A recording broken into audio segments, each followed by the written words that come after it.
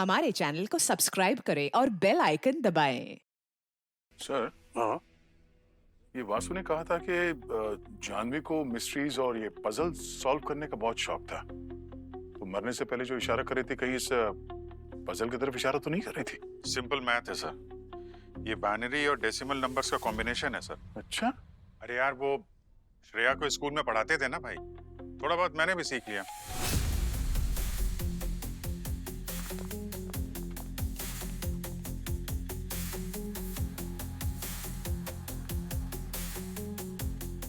Sir, code के हिसाब से पहला नंबर है 0.08। 0.08 मीन्स S। 0.4 means E।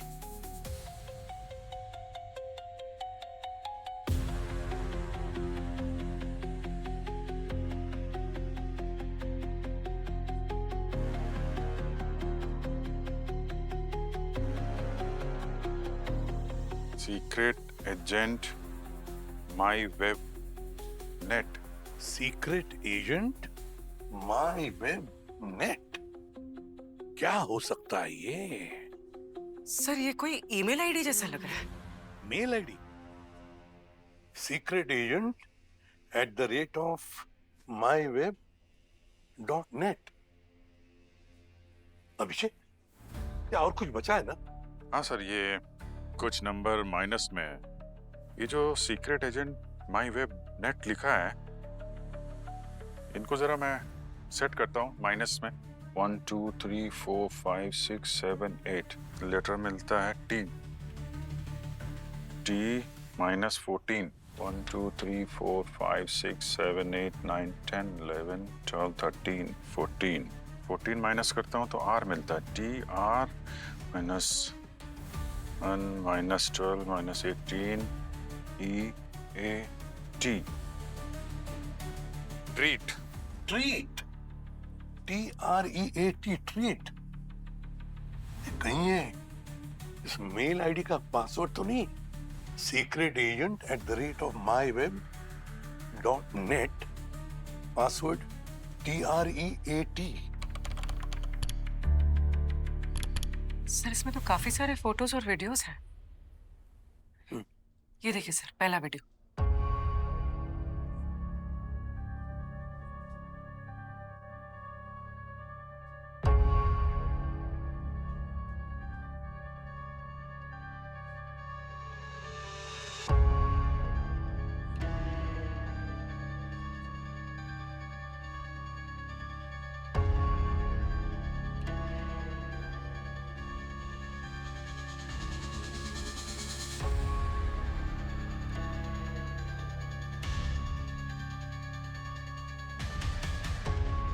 मनोहर,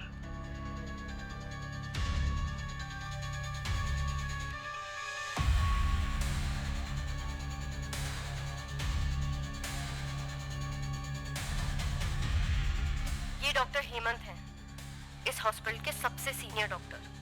ये इस तरह का अपराध करेंगे ऐसा मैंने सपने में भी नहीं सोचा था। मुझे तो लगता था कि हम इस हॉस्पिटल में लोगों की जान बचाते, लेकिन जान बचाने वाले लोग ही अगर इस तरह का काम करेंगे तो फिर आम नागरिक किस पर भरोसा करेगा?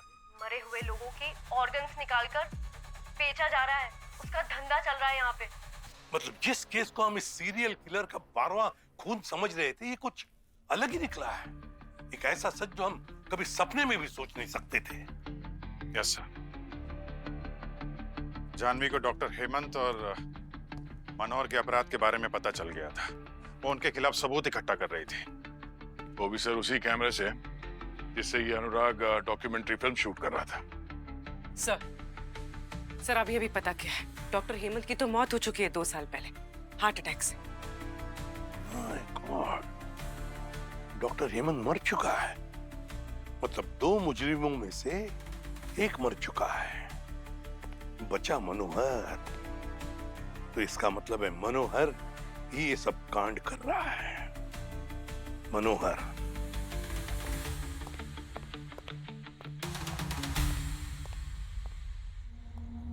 डैनी, डैनी, मेरा काम हो गया? मेरा पासपोर्ट, वो डॉक्यूमेंट सब तैयार है? ए डैनी, तो डैनी जवाब क्यों नहीं दे रहे हो तुम? मैंने कहा था ना तुम्हें, मुझे जल्द से जल्द ये देश छोड़ के निकलना है। कहा था ना तुम्हें।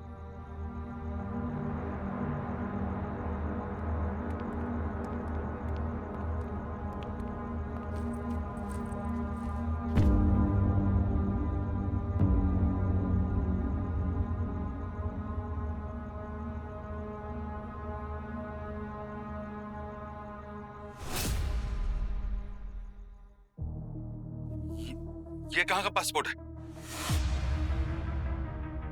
जेल का। अभी जी?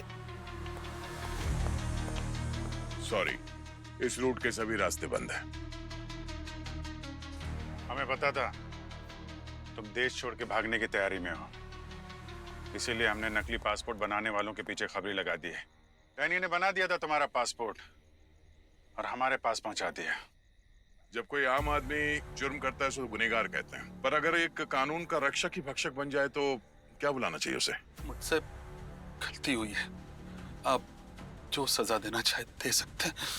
गलती नहीं, गुनाह किया है तुमने। दो मासूमों का खून किया है, जानवी का और अनुराग का। तुम्हारी सजा तो अदालत तय करेगी। मैं कभी भी नहीं चाहता था कि जानवी की जान जाए, मगर जब उसे ऑर्गन ट्रेडिंग वाला राज पता चल गया तो हेमंत ने उसे मार डाला। मैंने नहीं मारा। और एक पुलिस ऑफिसर होते हुए भी तुमने उसके गुनाह पे पर्दा डाला और एक बेकसूर को सजा दिलवा दी। सब पैसों के लिए कर रहे थे हम, मगर सच मानिए जानवी की मौत अभी भी मेरी आत्मा पे एक बहुत बड़ा बोझ है। ये ड्रामा बंद कर। आत्मा पे बोझ? एक और खून नहीं करता तू अनुराग का, इतना बड़ा बोझ होता तो और क्या करता मैं? मुझे पता था कि अगर आप लोग इस केस की जड़ तक पहुंच गए तो मैं भी पकड़ा जाऊंगा, इसलिए मार दिया अनुराग को। क्या करता मैं? तुम्हारा इंसाफ तो बाद में होगा, पहले उस आदमी के साथ इंसाफ होना चाहिए जिसकी जिंदगी के 5 कीमती साल तुम कभी वापस नहीं कर सकते। सर, वासु जेल से रिहा हो गया है। भले एक बेगुनाह को 5 साल जेल में गुजारने पड़े, पर खुशी की बात है कम से कम आखिर में न्याय तो मिल गया उसको। बिल्कुल। पर समझ में नहीं आ रहा है सर, ये मनोहर तो कह रहा था कि जानवी का खून डॉक्टर हेमंत ने किया है, फिर ये भार्गव क्यों कह रहा है कि जानवी को उसने मारा है? झूठा इल्जाम अपने सर पे ले रहा है। वही तो अभिजीत, ये भार्गव बहुत टेढ़ा आदमी है, जो कुछ भी करता है सोच समझ के करता है। सर, ये डॉक्टर हेमंत और मनोहर के केस फाइल्स की फाइनल रिपोर्ट्स हैं जो आपने मांगी थी। डॉक्टर हेमंत,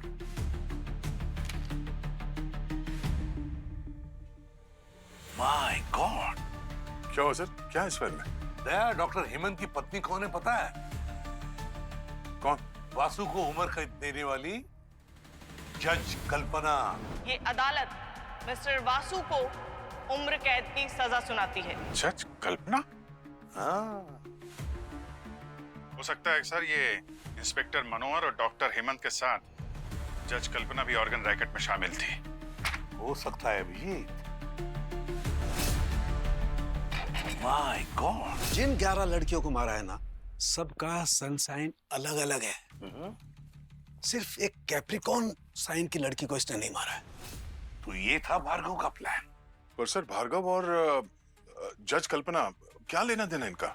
क्या जज कल्पना ने इस भार्गव को भी सजा सुनाई थी? दया, भार्गव की 12वीं विक्टिम जानवी कभी थी ही नहीं। तो फिर कौन है सर? भार्गव की 12वीं विक्टिम थी जज कल्पना। व्हाट? हाँ, जज कल्पना की बर्थ डेट है 12 जनवरी, उसकी सन साइन है कैप्रिकॉर्न, और कैप्रिकॉर्न साइन की औरत ही भार्गव की 12वीं विक्टिम है। पर 12 तारीख तो कल है सर। से भार्गव अपने हर एक विक्टिम को ठीक 12 बजे मारता है। 11 तो बज चुके सर, मतलब अगले 1 घंटे में वो जज कल्पना को ही मार देगा। अवनी, फोन करो कल्पना को। जी सर।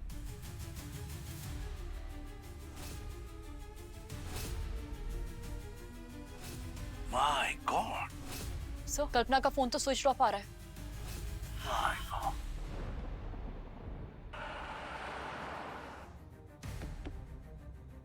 सर, लेकिन अगर कल्पना कैप्रिकॉर्न है भी तो भी भार्गव तो जेल के अंदर है ना, फिर वो अपने 12वें विक्टिम को कैसे मारेगा? वासु के जरिए।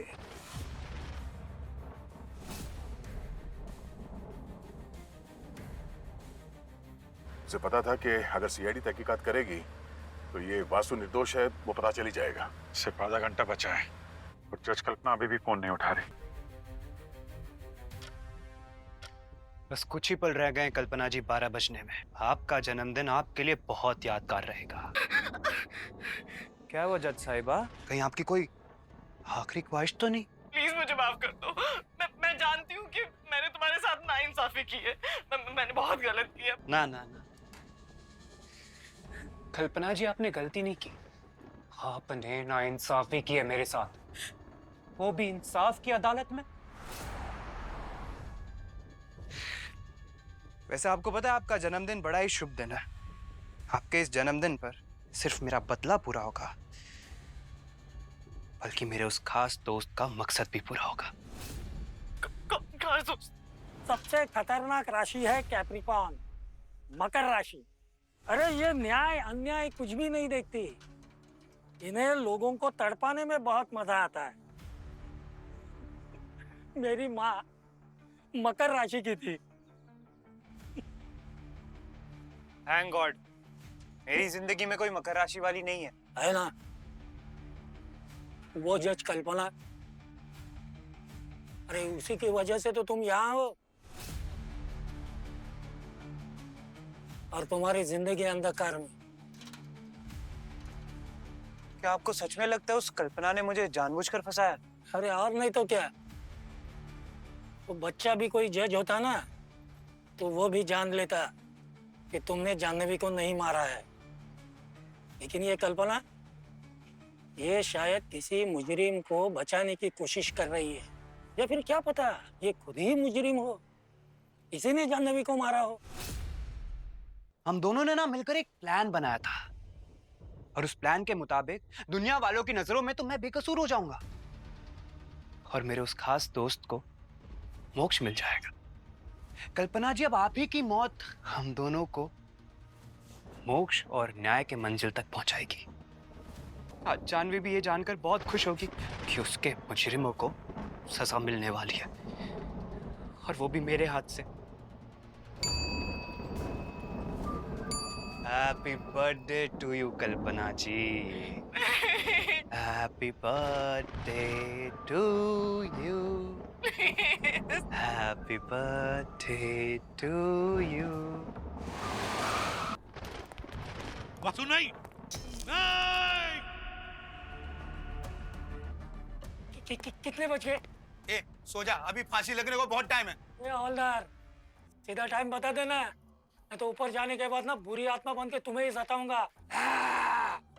1 बजा। मेरा मकसद हो गया पूरा। ए भार्गव, चल बाहर आ, तुझसे मिलने कोई आया है।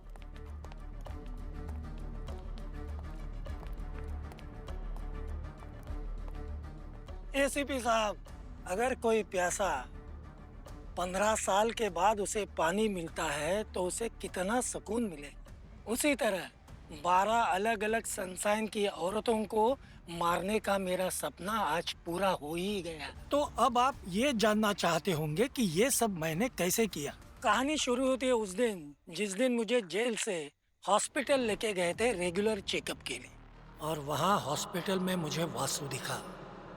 उसने पिछली रात आत्महत्या करने की कोशिश की थी। शायद नियति को ये मंजूर नहीं था कि मैं अपने मकसद में असफल रहूं, इसलिए वासु को मेरी जिंदगी में भेज दिया, जैसे डूबते को किसी तिनके का सहारा मिला हो।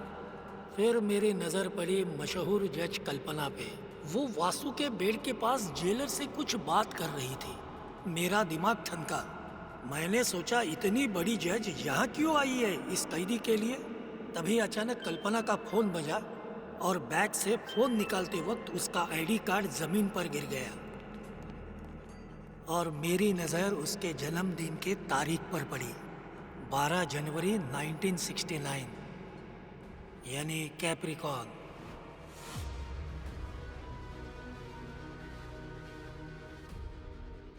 मैं समझ गया कि ये सृष्टि का इशारा है। उसने मुझे 12वीं औरत खुद लाकर भेंट में दी है। कल्पना का मेरे हाथों मरना उसी पल तय हो गया था। ये इतना आसान नहीं था। मैं ये जानता था कि वासु ना ही किसी को मार सकता है और ना ही किसी को मारेगा। मैंने एक कलाकार की तरह उसे इस बात के लिए तैयार किया। और किस्मत का खेल देखिए, वासु को गलत सजा सुनाने वाली भी जज कल्पना और मुझे मोक्ष की तरफ ले जाने वाली भी कल्पना। मैंने सोचा जिसने वासु को सजा दी है वो जज कल्पना उसे मिलने के लिए अस्पताल में क्यों आई है। मैं समझ गया, दाल में कुछ काला है। पर आप मेरी मदद क्यों करना चाहते हैं? तुम पर अन्याय हो रहा है तो मुझे ऐसा लगता है कि मुझ पर ही अन्याय हो रहा है। तुम्हें पता भी है, तुम्हें अन्याय का तोहफा देने वाली जज कल्पना उस दिन अस्पताल में आई थी जब तुम बेहोश थे। वो कल्पना यहाँ आई थी मुझे देखने। जाहिर सी बात है, जाह्नवी के खून में उसी का हाथ है, वरना वो यहाँ क्यों आती? उस कल्पना ने ना ही मेरे साथ अन्याय किया है, मेरी बीवी जाह्नवी को भी मुझसे दूर कर दिया। अब तुम्हें न्याय दिलाना ही मेरी जिंदगी का मकसद है। अगर तुम आजाद हो जाओगे तो मैं समझूंगा कि मैं आजाद हो गया। क्यों भार्गव, 11 खून करने के बाद भी फांसी मिल रही है? 11 नहीं, 12। 12वें खून का क्रेडिट तुम्हें नहीं दिया जा सकता। क्यों नहीं दिया जा सकता? क्यों नहीं दिया जा सकता? तो क्या क्रेडिट अब वो वासु को देंगे? अरे शरीर उसका था, लेकिन आत्मा तो मेरी थी। उसका क्रेडिट भी मुझे ही मिलना चाहिए, है कि नहीं? भार्गव, जज कल्पना जिंदा है।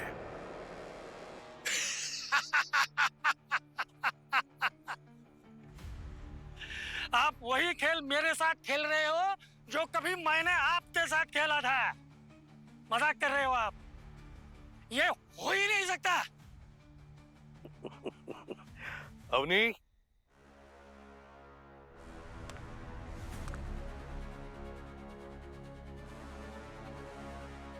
वासु, तूने अपना काम पूरा नहीं किया। भार्गव जी, मैं आपका मकसद पूरा करने ही वाला था, पर वासु, ये पागलपन छोड़ो। अभी अभी तुम्हारी नई जिंदगी शुरू हुई है, क्यों वापस उस कालकोटे में जाना चाहते हो? बेकसूर होकर भी 5 साल की सजा काटी है, एक और खून से। आज तो इसको मारूंगा मैं। नहीं वासु, नहीं। गलत काम को रोकने के लिए जाह्नवी ने अपनी जान दी है। प्लीज तुम कोई गलत काम मत करो। अरे सर, इन्हीं लोगों की वजह से तो मेरी जाह्नवी मरी। तो अगर इनके साथ कुछ गलत हो जाए ना, मुझे अफसोस नहीं होगा। वासु, जाह्नवी ने मरने से पहले तुम्हारे लिए एक वीडियो छोड़ा है, देखना चाहोगे? तुम सब मुझे भटका रहे हो। जाह्नवी ने मेरे लिए कोई मैसेज नहीं भेजा। अरे आज सर मैं इसको मार कर ही जाऊंगा। नहीं वासु, नहीं। वासु, मेरे प्यारे वासु, तुम जानते हो कि मैंने तुम्हें अपना जीवन साथी क्यों चुना? क्योंकि तुम्हारे अंदर वो सच्चाई और ईमानदारी है जो आज के जमाने में बहुत रेयर है। हम साथ रहें या ना रहें, तुम हमेशा सच्चाई का साथ दोगे, बुराई का नहीं। I love you. मैं इसे नहीं छोड़ूंगा। भार्गव, ना तुम न्याय हो या अन्याय, दुनिया में सब कुछ शुरू होता है सच से और खत्म भी होता है सच से, समझे? लोगों की जान लेना किसी का मकसद नहीं हो सकता। तुम बीमार हो। और तुम्हें किस डॉक्टर ने बोला कि 12 अलग अलग सनसाइन वाली लड़कियों को मारने से तुम्हें मुक्ति मिल जाएगी? मेरी माँ एक बहुत बड़ी एस्ट्रोलॉजर थी। उसे जिंदगी भर इस बात का दुख था कि मेरा जन्म एक बहुत ही मनहूस घड़ी पर हुआ। उसका ये कहना था कि 12 अलग अलग साइंस की औरतों की बलि चढ़ाकर ही मैं जन्म मृत्यु की चक्रव्यूह से आजाद हो जाऊंगा। मैंने उसके जीते जी इस बात को कभी गंभीरता से नहीं लिया, लेकिन उसके गुजर जाने के बाद जो मुसीबतों का पहाड़ मुझ पर टूट पड़ा, उसके बाद मुझे उसके नसीहत की कीमत समझ में आई। भार्गव, इसीलिए कहते हैं कि माँ बाप के दिए अच्छे संस्कार से ही इंसान का जीवन साकार होता है। अफसोस है कि तुम्हारी माताजी के अंधविश्वास के चलते तुम्हें ऐसे रास्ते पर धकेल दिया यहाँ पर मोक्ष नहीं, सिर्फ फांसी है।